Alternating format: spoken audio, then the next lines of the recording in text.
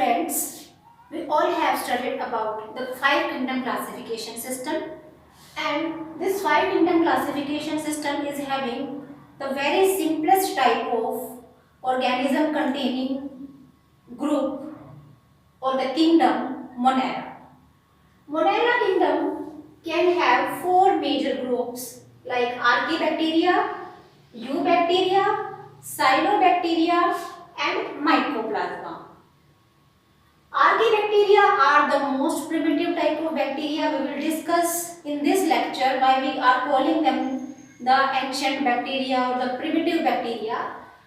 But after this, we will also study the Eubacteria that we call as the modern bacteria or advanced, and then Cyanobacteria. These cyanobacteria are the autotrophic. They are autotrophic in nature, specialized. Structures are present to perform the photosynthesis, and the mycoplasma. These are not having any cell wall around them. We will discuss some features of all these groups. But first of all, we will start it with the Archaebacteria. As I am going to tell you that they are known as the most primitive bacteria. इन्हें सबसे पुराने primitive ancient कहा जाता है। इसके पीछे reason क्या हो सकता है कि जिन कंडीशंस में रहते हैं वो कंडीशंस ऐसी कंडीशंस हैं जिनको आप होसाइल कंडीशंस कहते हैं, एक्सट्रीम कंडीशंस कह सकते हैं, और जिन कंडीशंस में कोई दूसरे ऑर्गेनिजम्स सर्वाइव नहीं कर सकते, बहुत टफ सिचुएशंस में। जैसे आप अगर बात करें बहुत ज्यादा हाईली सॉल्टी एरियाज जहाँ पे बहुत ज़्यादा सलाइन कंडीशन है, या जहाँ पर पीएच या तो बहुत ज़्यादा एसिडिक नेचर का है या वो एल्कलाइन नेचर का है, ओके, या they can be in they can live at very high temperature, जैसे हॉट वाटर स्प्रिंग्स,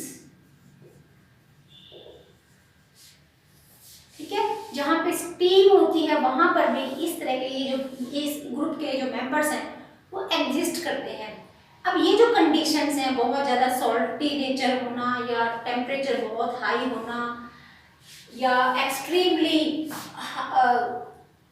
जो पीएच कंडीशंस हैं, एक्सट्रीम पीएच कंडीशंस हैं, हाईली एसिडिक कंडीशंस और हाईली अल्कलाइन कंडीशंस, ये सभी कंडीशंस एक्चुअली ये मानी जाती है कि जब अर्थ का ओरिजिन हुआ था, अर्थ पर जब लाइफ बिल्कुल ओरिजिनेट नहीं हुई थी, उस वक्त जो कंडीशंस थी जब टेम्परेचर बहुत हाई होता था, ओके, और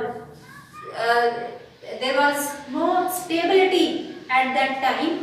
उस कंडीशन में सबसे पहले जब लाइफ का ओरिजिन हुआ तो शायद इन्हीं तरह के कुछ ऑर्गेनिजम्स ने लाइफ की जो है शुरुआत की होगी, क्योंकि जो फीचर्स जिन कंडीशंस में ये एग्जिस्ट करते हैं, जिन कंडीशंस को ये टॉलरेट कर सकते हैं, ये सेम वही कंडीशंस हैं जो मानी जाती हैं कि जो प्रिमिटिव अर्थ पर रही होंगी। इसलिए हम कहते हैं कि these are the most ancient type of bacteria और द प्रिमिटिव लाइफ फॉर्म्स। अब इन आर्कीबैक्टीरिया या प्रिमिटिव बैक्टीरिया को on the basis of their metabolic activity, वो किस तरह की कंडीशंस में रहते हैं, इनको भी हम तीन कैटेगरीज में डिवाइड कर सकते हैं। जैसे सबसे पहले हम एक ग्रुप बनाते हैं methanogens, the second group is halophiles and third is the thermoacidophiles.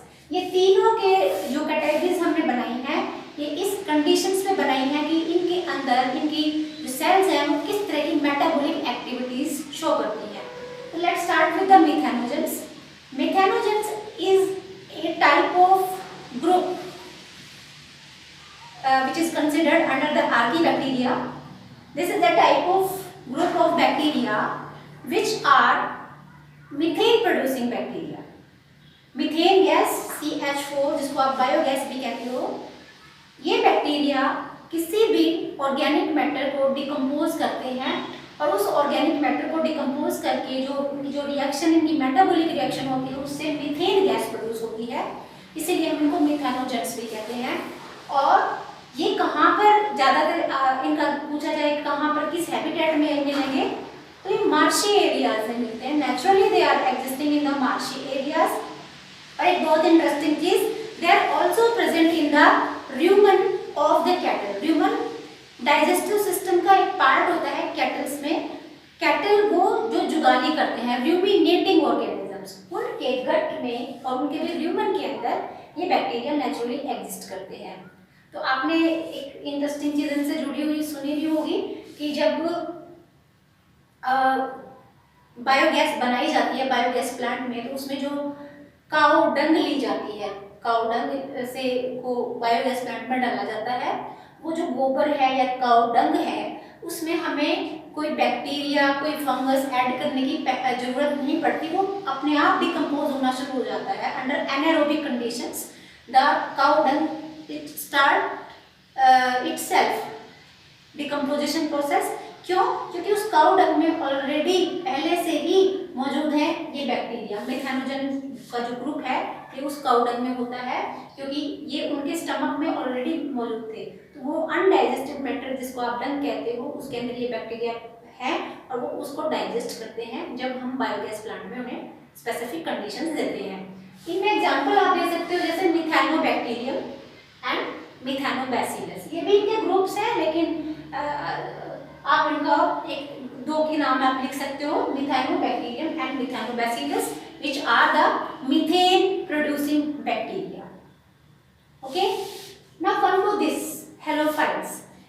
ये वो एर्की बैक्टीरिया होते हैं which live in highly saline conditions, salty conditions में रहते हैं, और anaerobic बैक्टीरिया होते हैं, means they don't need oxygen for oxidation of their food material.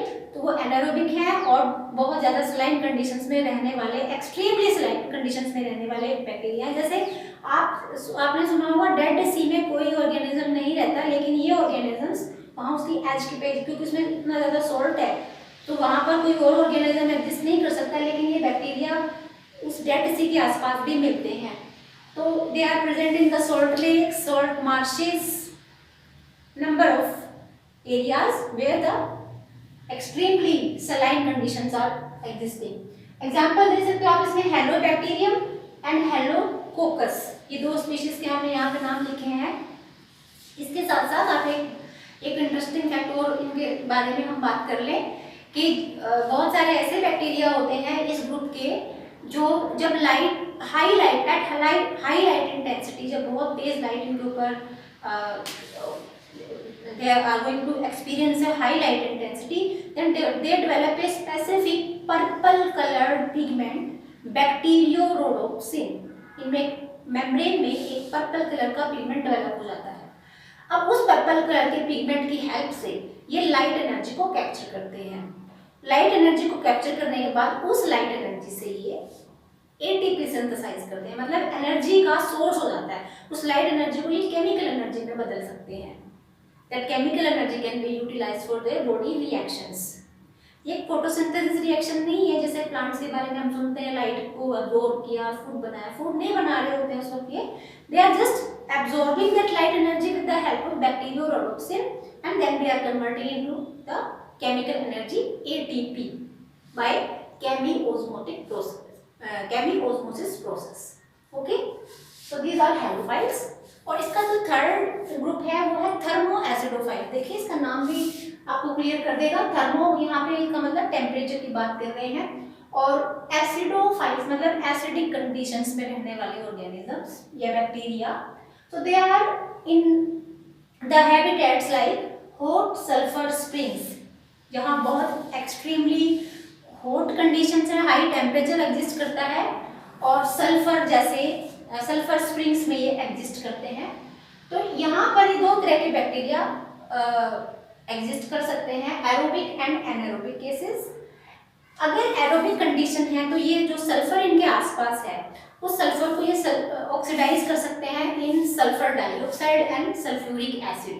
But if anaerobic conditions are present around them, then they can perform another type of metabolic activity. They can convert the sulfur into hydrogen sulphide. तो ये depend करता है कि इनको किन conditions में रखा गया है, एरोबिक में है कि वो एनारोबिक में है। और इसमें आप एग्जांपल दे सकते हो थर्मोप्लाज्मा एंड सल्फोबोलस, ये कुछ एग्जांपल्स हैं। तो आपको क्लियर हो गया होगा कि इनमें ऐसे ऑर्गेनिजम्स, वैसे तो बैक्टीरिया खुद भी बहुत सिंपलेस्ट फॉर्म में काउंट किए जाते हैं, मोनेरा के सारे ही मेंबर्स प्रिमिटिव मेंबर्स होते हैं। की बात की जाए कि अर्थ पर जब लाइफ का ओरिजिन हुआ था तो यूकैरियोट्स आए थे कि प्रोकैरियोट्स आए थे, तो प्रोकैरियोट्स से आए थे, सिंपलेस्ट लाइफ फॉर्म्स इन्हीं को माना जाता है। लेकिन इनमें भी, मोनेरा में भी जो सिंपल फॉर्म्स हैं वो आर्की बैक्टीरिया माने जाते हैं। Okay, so I hope this is clear to you.